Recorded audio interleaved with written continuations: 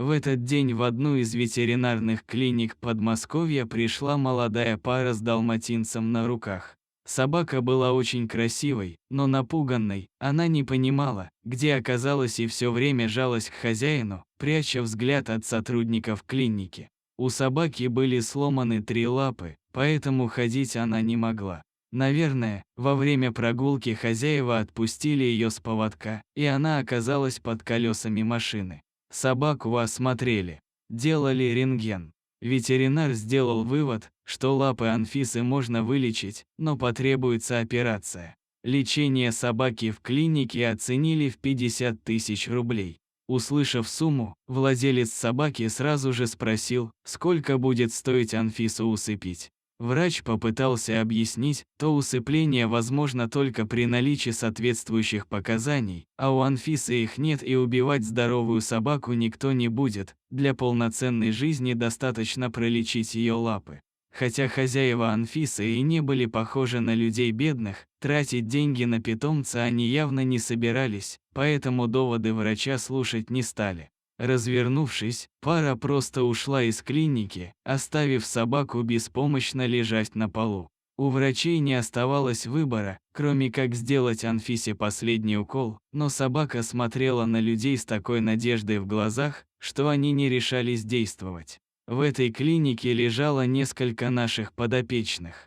Поэтому врачи решили дать Анфисе последний шанс и позвонили мне узнать, возьмемся ли мы за лечение еще одного животного.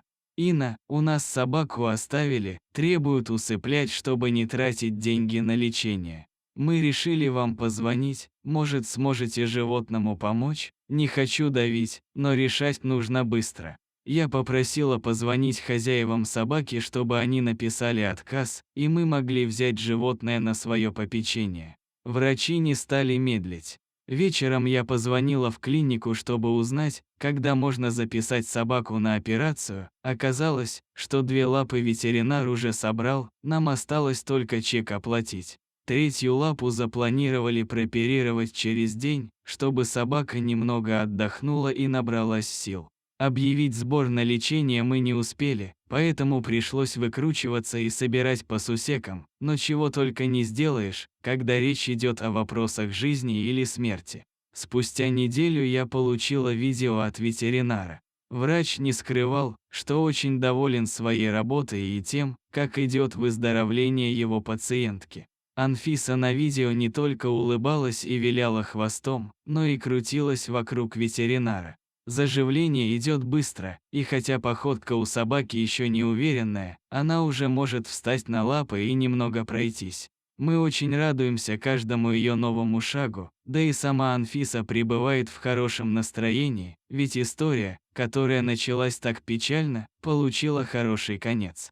Мы благодарны за помощь всем, кто принял участие в судьбе Анфисы и подарил ей шанс на счастливую жизнь.